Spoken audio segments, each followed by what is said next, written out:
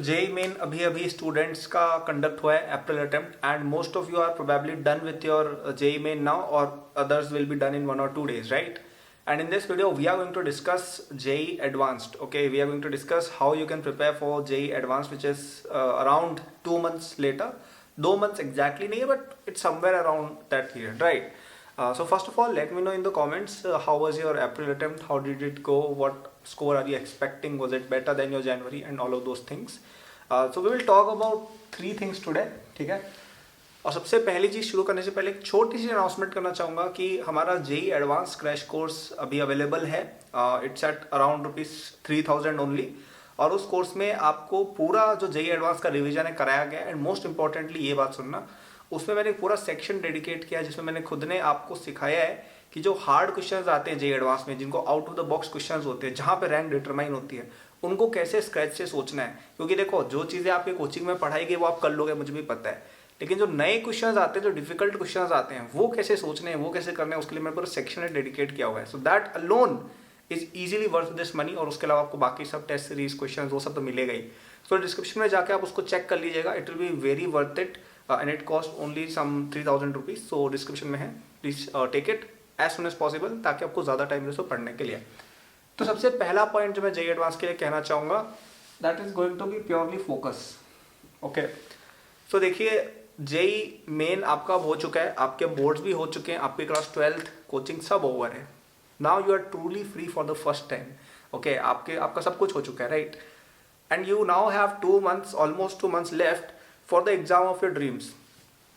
Trust me, your time should not go anywhere else apart from this exam until the first week of June, जब आपका exam है, right? That is how much focus is needed and that is how focused you have to be. And I am pretty sure आप में से जो लोग serious aspirants होंगे, आप लोग सच में फोकस्ड हो गए होंगे. But understand this time is, मतलब ये टाइम जब था ना मेरा जेई एडवांस्ड का, तब बिल्कुल ऐसा था कि मेरा पूरा फोकस इस पे रहता था कि यार मैं हार्ड से हार्ड क्वेश्चंस कर पाऊँ, ज़्यादा से ज़्यादा क्वेश्चंस कर पाऊँ, डिफरेंट वेराइटी के क्वेश्चंस कर पाऊँ. Because this is not an exam that you can prepare for. JEE Main जैसे एग्जाम है, you can prepare for JEE Main, but you cannot prepare for JEE Advanced, right? It is not possible for anyone to be 100% prepared for JEE Advanced. There is always something to learn. कोई ना कोई questions आपको मैं दे सकता हूँ जो आपसे नहीं होंगे, no matter how intelligent you are. And that is the challenge of JEE Advanced, to keep yourself updated, to keep pushing forward to be your best version. And that is the beauty of this exam, that is the beauty of JEE, especially JEE Advanced. So please keep your focus. बस 2 महीने बचे. I know आप में से ज़्यादातर लोग पक चुके हो अब तक. And this is going to be the toughest time of your life, because अभी एक तो इतनी हीट भी होने वाली है, प्लस आपके भी रिजल्ट्स आएंगे. कुछ रिजल्ट्स आपके फेवर में होंगे, कुछ रिजल्ट्स आपके फेवर में नहीं होंगे. अगर फेवर में रिजल्ट आया तो आपसे एक्सपेक्टेशंस बढ़ेंगी, खुद की, फैमिली की, टीचर्स की. Everyone will start expecting things from you. And among all of these things, you are here trying to solve some of the hardest problems mankind has made for a class 12 students in the form of JEE Advanced, right? So it's a difficult and pressureful journey. तो अपना please काम में रहना and please focus रहना. केवल 2 महीने की बात और है, ठीक है? दूसरी चीज़ जो मैं कहना चाहूँगा आपको कि now it is all about practice. Okay, since I am assuming that you are not a complete idiot because you have cleared JEE Main, right? And आप दूसरा अटेम्प्ट दे के आ रहे हो. आई एम श्योर आप में से जो लोग ये वीडियो देख रहे हो, it means you have some conviction that you will clear the exam, right? So you are probably one of the smarter kids, right? You are probably in the top 5 or 10% of people out there. तो आपको चीज़ें आती हैं. I'm not saying कि you know everything, but you know most of the syllabus pretty okay, right? So now it is time for pure practice. Okay, and that is what JEE Advanced is about. Practicing as hard questions as you possibly can. So आपने जो भी अब तक material किया होगा अपनी coaching का, उसमें आपने स्टार मार्क्ड क्वेश्चन या हार्ड क्वेश्चंस मार्क किए होंगे, right?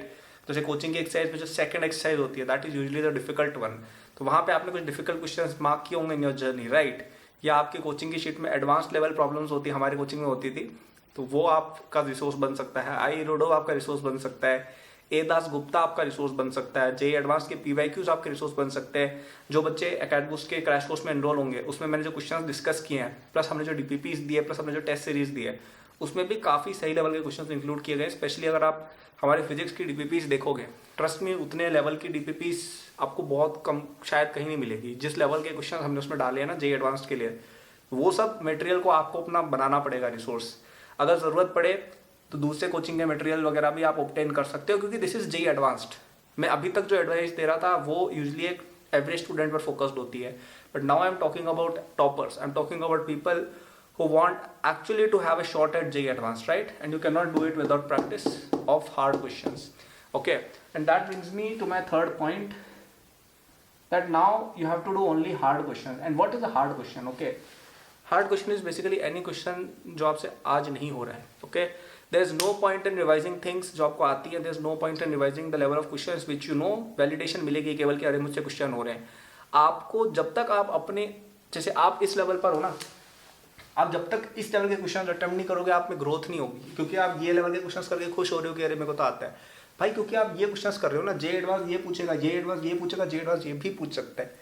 You never know J advance पे क्या आ जाएगा, क्योंकि हर साल पेपर डिफिकल्ट या ईजी कुछ भी हो सकता है. जैसे कुछ कुछ साल होते हैं जब पेपर काफ़ी ईजी आ जाता है, राइट, और कोई कोई साल होता है जब पेपर बहुत ज़्यादा हार्ड है. जब 2020 का पेपर देखेंगे, 2016 का पेपर देखेंगे, बहुत डिफिकल्ट पेपर थे. ठीक है, 2016 के पेपर में तो आई थिंक जो वो थी मार्किंग स्कीम वो भी डिफरेंट कर दी गई थी, राइट. एंड 2020 का पेपर तो बहुत ज़्यादा डिफिकल्ट था, स्पेशली कंसिडरिंग कि उस साल बच्चों की प्रिपरेशन पूरी ऑनलाइन थी. लास्ट टाइम में बच्चे एक सही मेंटल स्टेट में शायद नहीं भी थे उस समय, right, because all of these things. तो जे एडवांस आपको कभी भी चौंका सकता है. एंड इस साल का पेपर मुझे एक्सपेक्टेड है टफ ही आएगा. So you have to be at your top game, you have to show your A game in the exam. You can not come up with your B game और सोच लो कि अच्छा इससे तो मेरा सिलेक्शन हो जाएगा. नहीं, आपको फोकस्ड भी रहना है, आपको प्रैक्टिस भी करनी है, और आपको प्रैक्टिस करनी है harder than you can attempt questions की. जो क्वेश्चंस हो रहे हैं उनको अगर कुछ नहीं मिलना है, और इसका स्पेशली हम ध्यान रखेंगे फिजिक्स में और कुछ हद तक मैथ्स में भी. ठीक है, केमिस्ट्री के अंदर यूजुअली देखो कुछ इतना हार्ड करने का है ही नहीं, क्योंकि केमिस्ट्री में क्या हार्ड कर लेंगे. फिजिकल में कॉन्सेप्चुअल क्वेश्चन आते हैं, वो अगर बच्चे के कॉन्सेप्ट क्लियर है वो कर लेगा. ऑर्गेनिक में भी मैकेनिज्म वगैरह क्लियर है तो आप कर लोगे. और इनऑर्गेनिक के अंदर इतना वो फैक्चुअल में नहीं जाते हैं. जे एडवांस वाले ऐसा नहीं करने वाले कि आपको कोई फैक्चुअल क्वेश्चन उल्टा सीधा उठा के दे देंगे, वो सिंपल क्वेश्चन ही रखेंगे. बट तो केमिस्ट्री में कुछ है ही नहीं कॉम्प्लेक्सिटी. मैथ्स में है but not to that extent, क्योंकि मैथ्स में वो ज़्यादा ज़्यादा क्या कर सकते हैं, थोड़ा सा कुछ ट्रिकी कर देंगे. एंड जे एडवांस वालों को पसंद नहीं है ट्रिकी क्वेश्चंस डालना. एंड मैथ्स ऐसा सब्जेक्ट है जिसमें कोई कॉन्सेप्चुअली डिफिकल्ट चीज़ की नहीं जा सकती. इसलिए आप देखिएगा कि जे एडवांस का मैथ्स सेक्शन फिजिक्स से यूजुअली ईजी रहता है, जबकि डिफिकल्ट सब्जेक्ट मैथ्स है. ठीक है, सब बच्चे इससे एग्री करेंगे कि उनके कोचिंग के टेस्ट में यूजुअली बच्चों के मैथ्स में कम नंबर आते हैं, या जेई मेन में भी मैथ्स से डिफिकल्ट लगती है बच्चों को, क्योंकि वहाँ पे फिजिक्स आसान आती है. क्योंकि फिजिक्स में there is a scope of pulling any out of the box question. Mathematics में है बट उतना नहीं है. मैथमेटिक्स में कुछ चीज़ें हैं जिनमें out of the box question आ सकते हैं, जैसे पीएनसी प्रोबेबिलिटी में बन सकते हैं इस तरह के क्वेश्चन. बाकी इतना हाँ, और या वेक्टर्स में बन सकते हैं जैसे out of the box question. Coordinate में कुछ चैप्टर्स में बन सकते हैं, बाकी अदरवाइज कुछ ऐसा आउट ऑफ द बॉक्स है नहीं. वही कॉन्सेप्ट है, उसमें ज़्यादा ज़्यादा क्वेश्चन लेंथी कर देंगे. और ट्रिकी वाले जो क्वेश्चन होते हैं ना, जिसमें कोई मैथमेटिकल ट्रिक लग रही है कि आपको ऊपर नीचे डिवाइड सब्ट्रैक्ट करना है या ऐसा करके, वैसी चीज़ें यूजुअली जेई वाले नहीं पूछते हैं. ठीक है, मतलब इस तरह की चीज़ें नहीं होती है. कोई कोई लोग पूछते हैं, कोचिंग वाले बहुत करते हैं काम, कि कोई भी पता नहीं अजीब सी ट्रिक डाल के मैथ्स का क्वेश्चन बना दिया कि अच्छा इसमें तुमने +-5 किया ना, न्यूमरेटर डिनोमिनेटर तो आसान हो जाएगा. ऐसे क्वेश्चन जे एडवांस में यूजुअली नहीं पूछते वो लोग.